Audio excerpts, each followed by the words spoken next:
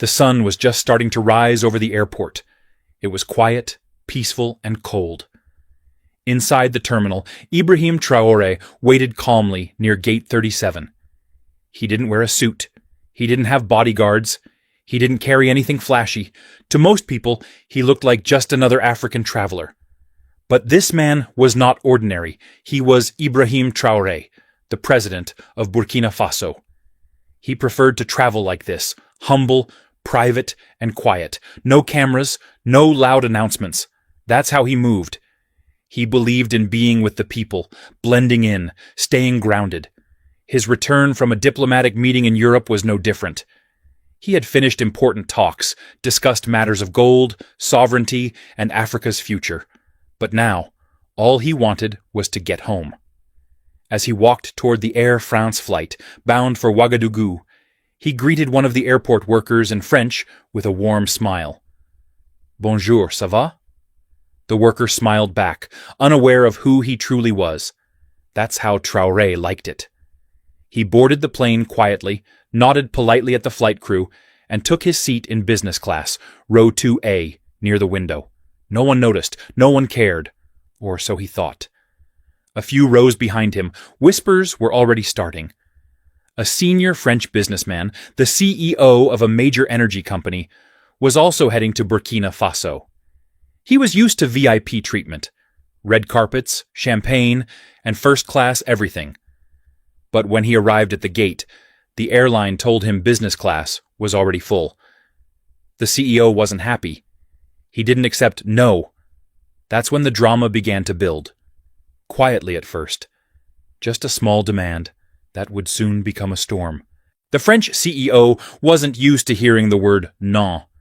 He stood at the boarding gate, surrounded by assistants and airline staff, tapping his polished shoes impatiently. "Je suis un partenaire stratégique de plusieurs projets en Afrique," he said arrogantly. "I'm a strategic partner in many African projects." To him, that meant rules didn't apply. He demanded a seat upgrade, immediately. The gate agents scrambled. They whispered. They checked their tablets. But the truth was simple. Business class was full. All seats were taken. Still, the CEO insisted. That's when the airline called over a senior flight attendant. She was tall, white, and dressed in Air France uniform. Her name was Claire. She wore a cold, forced smile as she walked onto the plane to fix the situation. Once inside, Claire scanned the cabin with sharp eyes, like she was hunting for something. Or someone. Her eyes paused for a moment when she saw a dark-skinned man in seat 2A. Ibrahim Traoré sat quietly, reading something on his phone, calm as always. She looked again. No expensive watch. No assistant. No sign of power. Just a black man in a hoodie. She leaned toward another attendant and whispered, "C'est probablement une erreur." Probably a mistake. She walked over to him, forced a smile, and said politely, but firmly, "Monsieur, may I see your boarding pass?" Traoré looked up, nodded, and handed it to her. She stared at the pass, then back at him. The seat number was correct, but something inside her didn't sit right. In her eyes, he didn't look like someone who belonged there. Moments later, she returned with a fake smile, this time more direct. "Sir, I'm sorry, but we may need to move you to accommodate another passenger. Would you mind relocating to economy? We will compensate you." There it was, the insult, quiet but sharp. Ibrahim Traoré raised an eyebrow. "And why me?" he asked calmly. "No reason, sir," she said, trying to keep her cool. "Just a small adjustment for our guest." "A guest more important than me?" he asked, voice still calm. Claire didn't answer. She only smiled. Other passengers glanced over, sensing something wrong, but no one said a word. And Ibrahim, he just sat back quietly and said, "No. I will remain in my seat." The tension had started, but the storm was still coming. Claire was stunned. No? A man like him saying no to her? She wasn't used to that, especially not from an African passenger, especially not on her shift. She forced a smile again, but her pride was bruised. "Sir, I insist. This is for operational reasons," she said, with a slightly colder tone. But Traore didn't flinch. He looked her in the eye.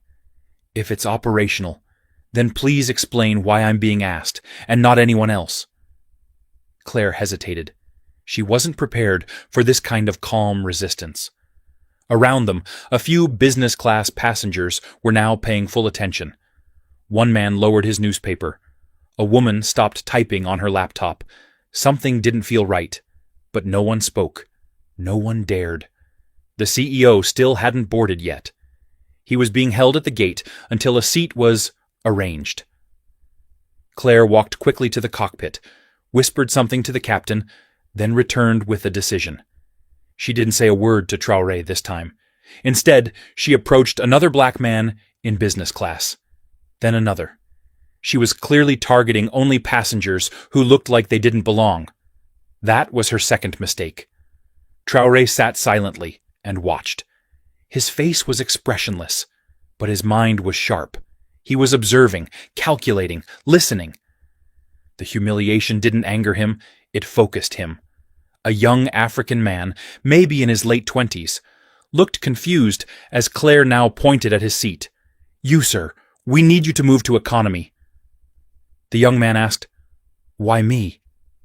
Claire said nothing, only took his boarding pass. That's when Traore stood up. "Enough," he said, his voice calm, but heavy with authority. "You are making decisions based on skin, not on tickets. That's called discrimination." Claire turned, a bit shaken. "Sir, I'll have to ask you to sit down. Please don't cause a scene." Traore looked her straight in the eyes. For a second, her breath caught. There was something about his stare, steady, fearless, powerful. But she still didn't know who he really was. To her, he was just another passenger acting like a troublemaker. She walked off again, fuming inside. To her, this was getting out of hand. "These people," she muttered under her breath in French, "always making noise."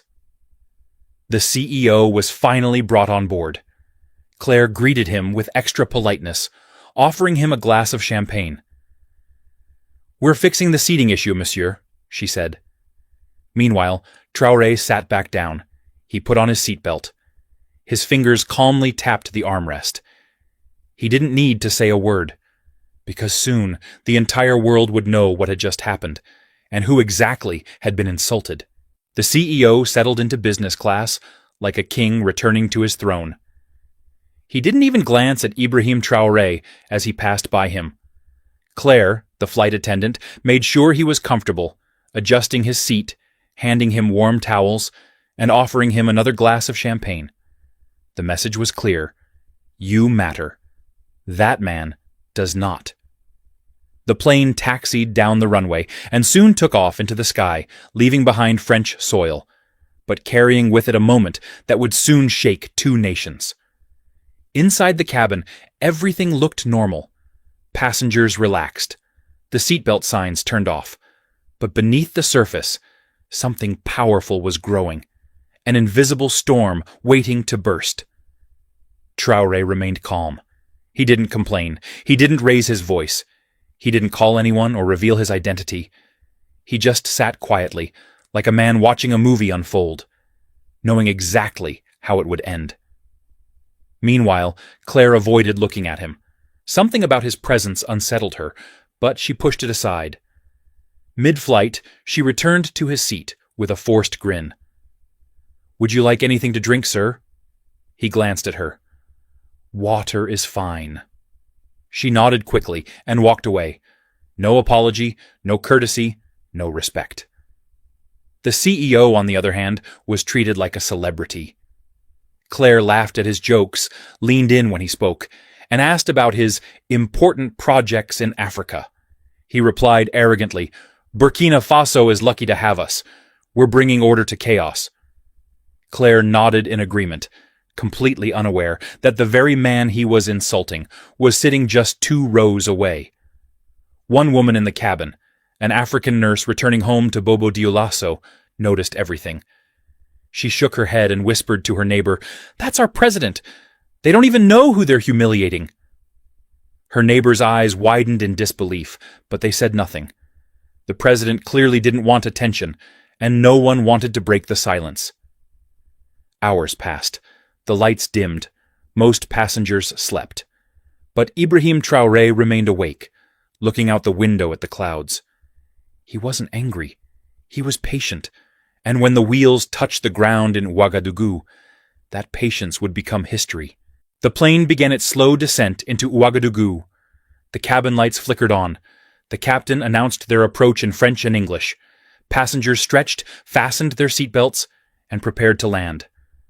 Claire walked through the aisle with her clipboard, still smiling at the CEO and ignoring Ibrahim Traoré completely. Outside, the view was breathtaking. Golden sun over red soil, the city below waking up as the aircraft glided down. But what no one inside the plane could see just yet was the growing convoy waiting at the airport.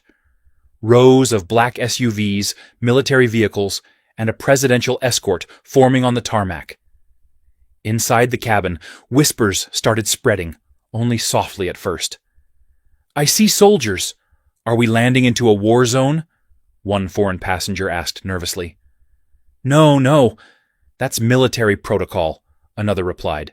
"Maybe someone important is arriving." The French CEO smirked.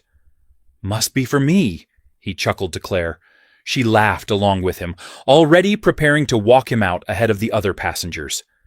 She had even planned to personally escort him to the terminal, but the plane had barely stopped rolling when the entire atmosphere changed.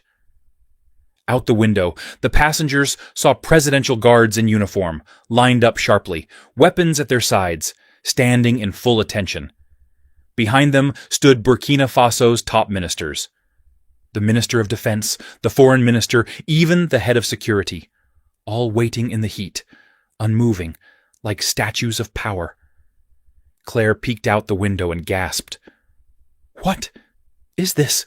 she whispered. The CEO stood up proudly, smoothing his suit. "Clearly this is for me. I told you, I'm involved in big projects here."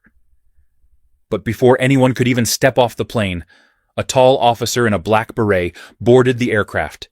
His boots echoed on the floor as he walked slowly down the aisle, scanning every face. He stopped at seat 2A. He raised his hand to his forehead in a perfect military salute. "Monsieur le Président, welcome home." The entire cabin fell silent. You could hear hearts stop. Claire's face dropped, her eyes darting between the officer and the man she had looked down on for the entire flight. Her hands began to tremble. Ibrahim Traoré slowly stood up. Calm, dignified, not a word spoken. The CEO took a step back, his mouth slightly open. President? He stuttered. "That man?" Traoré turned and gave him a simple nod. Not angry, not proud, just a man who no longer needed to say anything. Another officer stepped in. "We have instructions," he said coldly, looking at Claire and the CEO. "You two will come with us immediately." "Wait, what?" Claire whispered. "Why me?" "You are being detained for questioning," the officer replied sharply. "You have publicly disrespected the head of state on national soil. That is a serious offense." Claire tried to laugh nervously, looking around. No, this has to be a mistake. I was doing my job." But no one listened. Traoré stepped off the plane and was immediately met by his people, his guards, his ministers, and a cheering crowd beyond the airport fence. Cameras clicked. The nation's leader had returned. But this time, everyone knew the truth. He had walked among them as a regular man, and those who had judged him by appearance would now face consequences. Back on the aircraft, Claire and the CEO were both being led away in handcuffs. Passengers watched in disbelief as they disappeared down the steps, heads lowered, their arrogance crushed. And that was only the beginning. The tarmac was blazing under the Burkina Faso sun, but all eyes were on the two people being escorted away in handcuffs. Claire, the Air France flight attendant, and the high-powered French CEO. Gone were their smug smiles. Gone was the arrogance. In its place, panic, confusion, and disbelief. They were led into two separate black vehicles, surrounded by elite presidential guards. No one said a word to them, not even the officers. The silence was louder than any shouting. It was the silence of power being reclaimed, of dignity being defended. Inside the terminal, President Ibrahim Traoré stood before a small press gathering. He spoke calmly, without anger, but his words were sharp and unforgettable. In Burkina Faso, we don't look at a man's skin to measure his worth. We don't bow to money or old colonial habits. Here, we respect dignity, humanity, and our people. That is the new Africa. The story spread like wildfire. Videos were leaked online.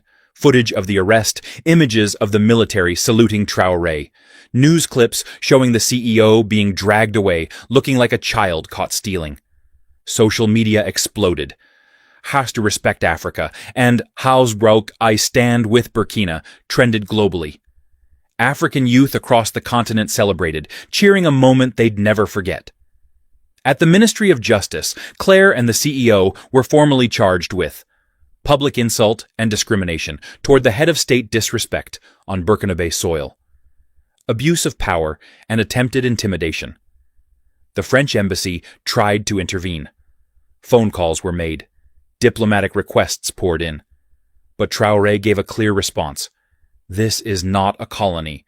This is a sovereign nation. They will face justice, just like anyone else. Meanwhile, Air France scrambled to control the damage. The airline issued a public statement within 24 hours. A clumsy apology filled with corporate language and empty regret. But it wasn't enough. Burkinabe citizens began calling for a boycott. Other African countries joined in. Claire, now locked in a detention center outside Ouagadougou, broke down in tears during questioning. "I didn't know who he was," she sobbed. "I was just following procedures." The investigator looked at her coldly. "You didn't need to know who he was. You just needed to treat him like a human being." The CEO, now facing potential legal action in both Burkina Faso and France, tried to use his influence to escape. But the court made a powerful ruling.